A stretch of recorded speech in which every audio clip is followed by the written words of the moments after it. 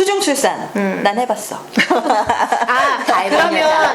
그러면 진짜 이렇게 정리를 하면 첫 번째는 제왕절개, 두 번째는 V백. V백인데 물 밖에서 낳고, 세 번째는 이제 뭐 V백이긴 하지만 거의 둘째처럼 물에서 낳고. 어떤 경험이 제일 편안했나요? 편안한 거야? 출산이 편할 수 있나요? 좋아요. 꼭.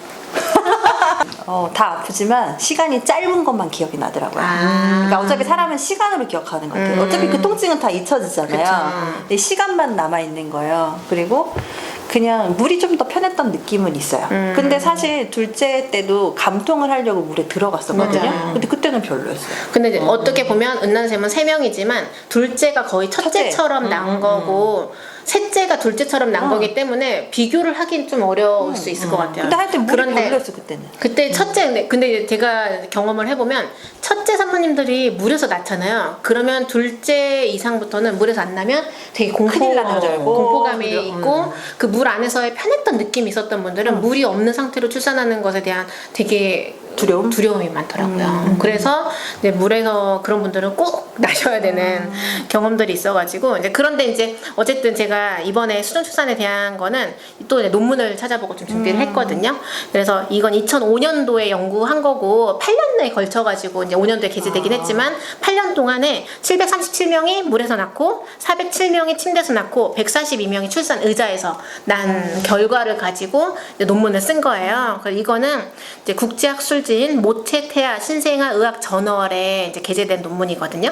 그래서 이걸 보면 이제 여기서 봤을 때 진통 시간, 그리고 회음부 열상 정도, 출산 후에 산모의 헤모글로빈 상태, 그리고 신생아 감염에 대한 부분. 그러니까 왜냐면 한국에서는 물에서 낳는다 그러면 많은 의사 선생님들이 감염 얘기를 계속해요. 산모님들한테 물에서 낳는 거 감염될 수 있다 이렇게 얘기를 하는데 이제 이런 부분에 대해서 사실은 외국에서 논문을 다 이미 10년 전에 15년 전에 한 게 있는 거죠.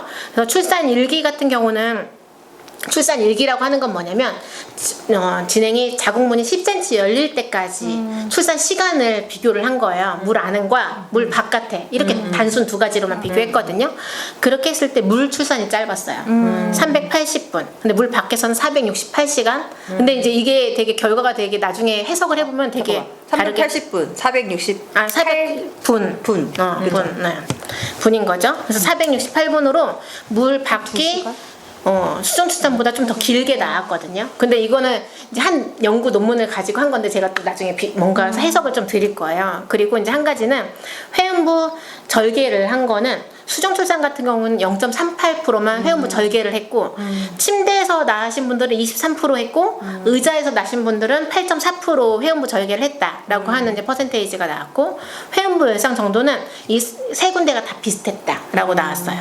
그리고 나서 이제 출산 2기 그러니까 출산 2기는 자궁문이 다 열리고 나서 아기가 몸이 다 나올 때까지 시간이에요.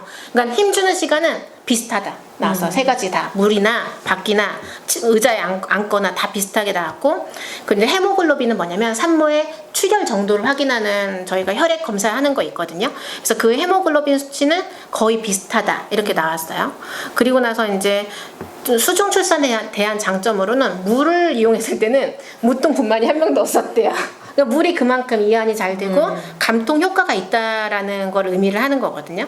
그리고 이제 한 가지 우리 한국에서 계속 의사 선생님들이 얘기하는 신생아 감염으로 본다면 신생아 감염은 수중 출산이라고 해서 물 밖에서 난 거나 수중 출산이나 거의 감염, 그러니까 신생아 감염이라고 하는 것은 모체 안에서, 그러니까 자궁 안에 있는 감염에 대한 부분이 사실은 더 높은 거지 물로 인해서 감염 상태가 높아지진 않는다. 물론 물이 더 뭐 더럽다든지 그러면 감염 정도의 영향을 줄 수는 있겠죠. 근데 그렇지 않고 그냥 물을 깨끗하게 뭐 그냥 왜 한국 수돗물 깨끗하잖아요. 한국에서는 수중출산하면 다 수돗물로 하거든요. 그런 수돗물 깨끗하게, 그리고 욕조 상태도 깨끗해야 되겠죠. 그런 뭔가 이렇게 소독 같은 것들이 잘 위생 상태가 괜찮다면 물이 안이나 물 밖이나 똑같다는 결과가 있었어요. 그래서 이렇게 봤을 때 물이 어떻게 보면 되게 괜찮다라고 이렇게 생각을 하는데, 예전에는 이 수중출산이 자연출산 하시는 의사선생님들이나 이런 데서 되게 이렇게 좋다라고 해서 했는데, 요즘에는 좀 약간 변화가 있는 게 물 안에서 너무 오래 있다 보면 출혈에 대한 위험이 높아질 수 있대요. 그건 이유가 뭐냐면 진통이 막 원활하게 오다가도 물 안에 들어가면 진통이 뜨문 늘어지잖아요. 그러면서 이제 엄마 이완이 되면서 물론 자궁문이 근육이기 때문에 이 근육이 이완되면서 물에 들어가고 나서 거의 1시간 만에 쫙 열리는 분들도 있어요. 그건 무통분만 효과랑 거의 비슷하거든요. 무통분만을 했을 때도 자궁 수축은 약하지만 자궁 경부가 완전히 잘 열리는 분들이 계세요. 그런 분들은 이유가 이완이 안 돼서 자궁문을 잡고 있는 경우가 되게 많더라고요. 그래서 이제 이런 분들은 도움이 있지만 너무 1시간 이상, 2시간, 3시간 물 안에 장기적으로 있다가 나오면 아기 나오고 나서 자궁 수축이라고 하는 게 되게 이렇게 잘 와서 출혈이 안 되게끔 해줘야 되는데 이 출혈에 대한 정도가 좀 높아질 수 있다라고 하는 것들 때문에 그리고 아기 나왔을 때 아기 이제 처치 부분이라든지 이런 것들이 물 밖에서 났을 때 훨씬 좀 빠르게 이루어질 수 있기 때문에 물 안보다 물 밖을 좀 약간 선호하는 이런 추세로 바뀌었거든요. 그러니까 이 출산이 되게 한국도 마찬가지겠지만 그 외국도 이 흐름이 있어요. 트렌드가 있지. 맞아요. 한국도 되게 많은 트렌드를 가졌잖아요. 그런 것처럼 출산도 좀 그런 게 있어가지고 지금 수중 출산에 대한 거는 이제 그렇다는 것. 그런데 이제 제가 막 연구를 찾다 보니까 한 연구에서 뭐라고 나왔냐면 물 안이 아까 이제 우리가 연구에서 물 안에서 출산 일기 시간이 짧다고 그랬잖아요. 근데 물에 오래 들어있고 물에서 낳는 사람들은 어떻게 보면 진행이 되게 잘 되는 사람들인 거예요. 그러니까 진행이 안 되면 조산사나 의사가 너 진행 안 되니까 나와. 그렇죠. 물에서 나오라고 하거나 들어가지 말라고 하지. 그쵸. 수축이 별로 엄마는 너무 아파하지만 우리 봤을 때 수축이 너무 약하거나 잘 안 오면은 그쵸. 물에 못 들어가게. 그쵸. 아까 물에서 나오신 분들은 마치 그러니까 무통을 한 번도 안 했다. 물 안에서는 못 하잖아요. 그렇죠. 이제 물 첫 안에 번째는 못 하고 두 번째는 그걸 그래서 안 하고서도 어쨌든 방금 얘기했던 것도 진행이 되니까 안 쓰는 거고. 맞아요. 그래서 이제 물에서 낳기로 결정은 했지만 물에서 나와서 출산할 수밖에 없는 분들이 계세요. 그게 이제 아기 심박동수가 자꾸 떨어지는 거예요. 그런 경우는 밖에서 나와야 되고 그 두 번째는 물에 들어가도 진통 효과가 이제 감통 효과가 별로 없어서 이 사람은 정말 통증 역치가 너무 낮아서 무통분만이 필요한 사람들이 있을 수 있는 거예요. 세 번째 같은 경우는 진통이 너무 오래 걸리는 경우예요. 그러니까 이 얘기는 뭐냐면 물에서 그냥 낳는 걸로 연구를 한다고 하면 물에서 난 사람들은 진행이 잘 되는 사람들일 확률이 높고 물 밖에서 낳는 사람들은 진행이 안 되냐. 더디니까 물 밖에서 낳기 때문에 회음부 절개도 많고 이제 이렇게 되는 거야. 그래서 결과적으로 그 결과만 보고 났을 때는 물에서 나으신 분들이 굉장히 잘 나은 것 같고 시간도 짧고 결과가 좋은 다행인데 것처럼 느껴졌지만 그 그룹의 그냥 분류가 다른 거야. 네.